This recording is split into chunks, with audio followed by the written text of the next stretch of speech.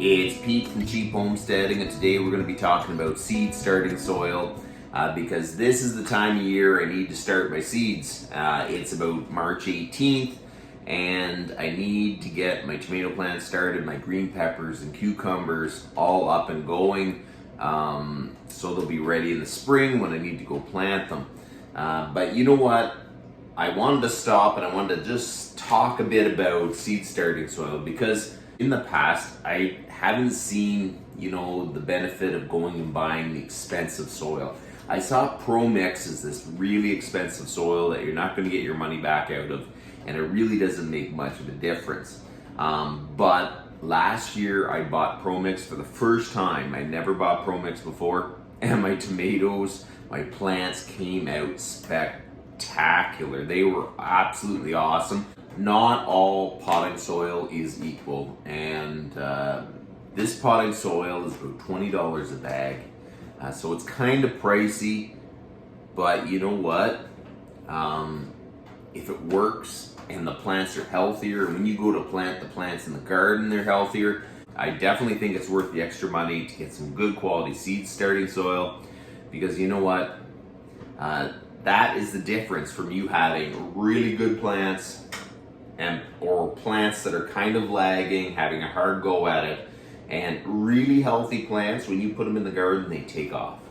When you have seed starts that took so long to get going, and then you put them in the garden, they take so much longer to get up and going because they were struggling to begin with. So I am really quite sold on getting some good quality potting soil. I'm sure there's other companies that make really good seed starting soil. Now that I have tried PROMIX, I think I'm going to try to buy it every year just to start my seeds anyways, because it is night and day. So what I want to do is show you some clips of my tomato plants last year. The first clip here is right when they actually sprouted and they were growing for a little bit and they were healthy. They did very, very well. So I'm going to show you.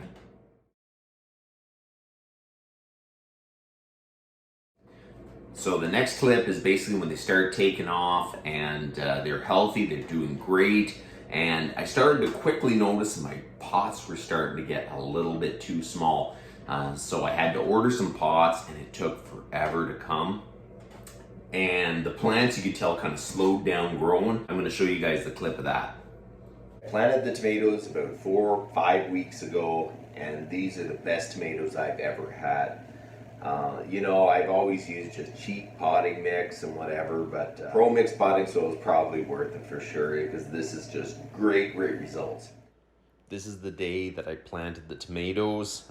They were really good size, and when I planted them in the garden, they took right off. If you want successful seed starting, it starts with good soil. There is many factors along the way that can actually hamper your seed starting, but if you don't start off with good soil, you're not starting off in a good foundation. You need to work on the soil, and using a good quality, high quality seed starting soil like PROMIX is definitely a good start. I am no seed starting expert. I'm just some guy that started seeds, and sometimes it went very well and sometimes it went horribly wrong.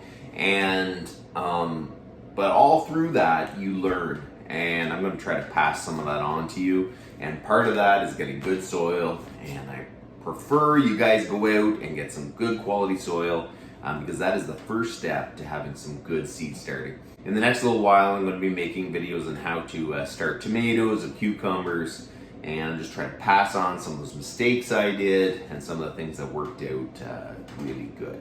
But one of the things that worked out really good was using PROMIX or any other potting soil that is really good quality and has a good name, because that's where good seed starting starts.